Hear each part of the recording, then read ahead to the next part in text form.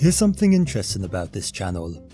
Over the course of the last 6 months or so, the Psychonauts videos have attracted their fair share of fan theories and speculations.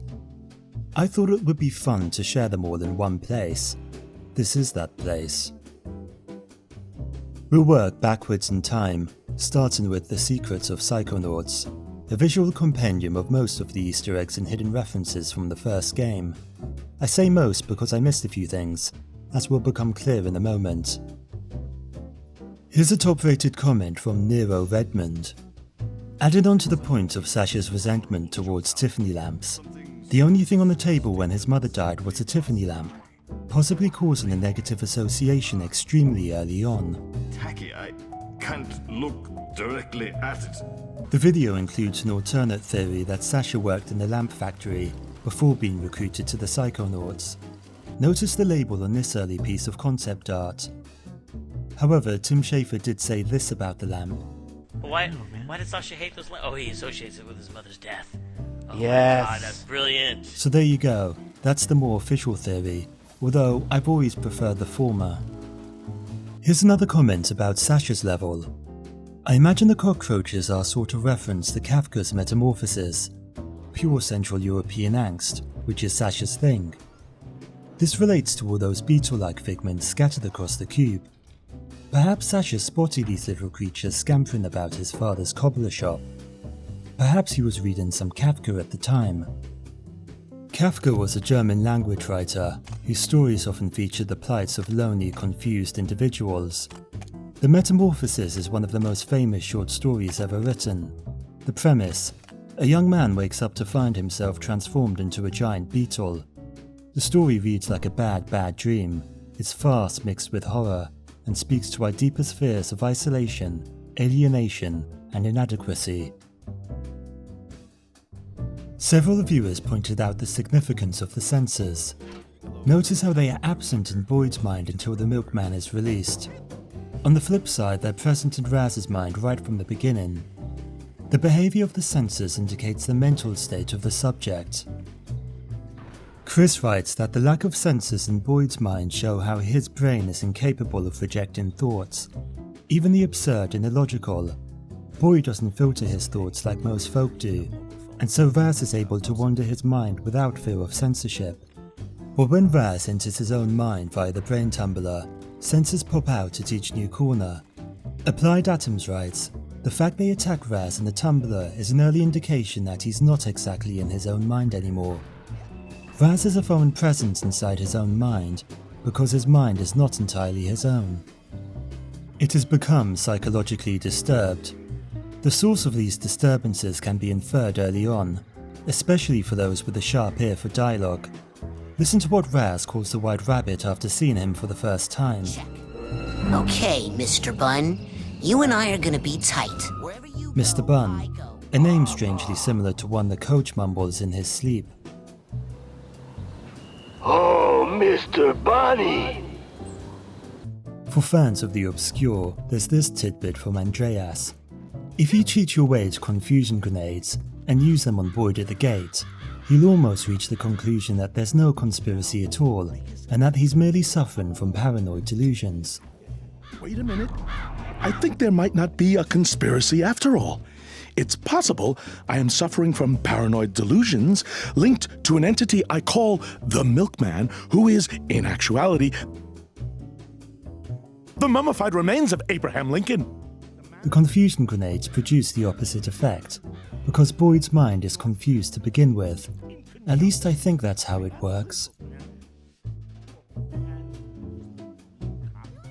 This observation from Nicaraya Gaming. I think Raz can only read Lily's mind because of her feelings for him. I might be reading it wrong, but I don't remember him being able to read anyone else's mind the same way.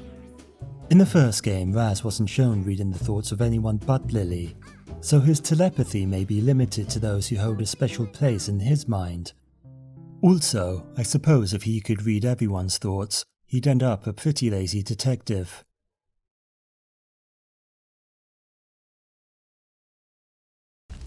A recent comment from SM paid tribute to Otto, one of the members of the Psychic Six. We now know that Otto specializes in engineering, Otto is a play on the word auto, as in automatic. Mentallis refers of course to the mind. Otto Mentallis literally makes machines for the mind. In addition, his character may have been inspired by real-life German inventor Otto, who also liked to tag his name to his inventions. Now on to the dark side of Psychonauts, which investigates the more shadowy aspects of the game. The name of psychic supervillain Maligula is a pun according to Musician.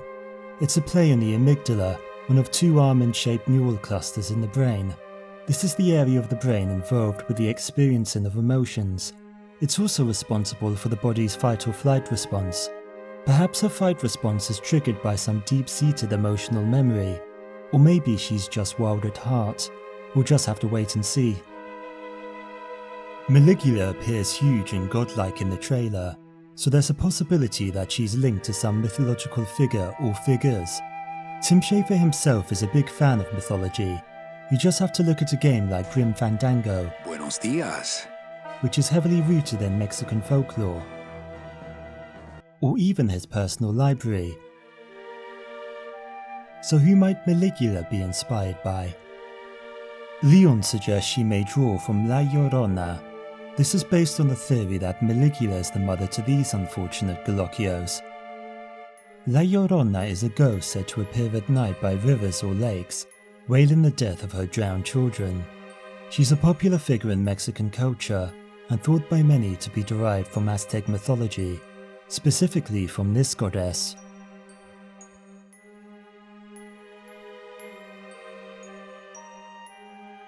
Neko and Yon TV were thinking about the identity of the mole and a couple of suspicious-looking interns.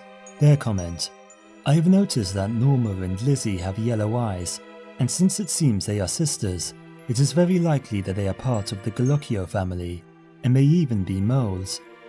From the looks of things, they are not the friendliest of sisters. I thought I finally caught a critter. Might something more sinister be lurking beneath this furrowed brow? And what about Lizzie's eyes? Not just these ones, but these evil-looking ones that make up her outfit. There's also their purple skin, a similar shade to Maligula's. Might they all share the same family blood? This interesting one from Tiny Prancer, relating to Whispering Rock. There's an online tool that allows you to dig into the texture files of each area in the game. That isolated white room in Fort Sanctuary, where you help the brainless campers, could have been used for a more sinister purpose. The texture files for this room have interrogation in their file name, suggesting it's a disused interrogation chamber. And here's an interesting fact about MK Ultra. One of their sub-projects, Operation Midnight Climax, took place in a series of safe houses in San Francisco.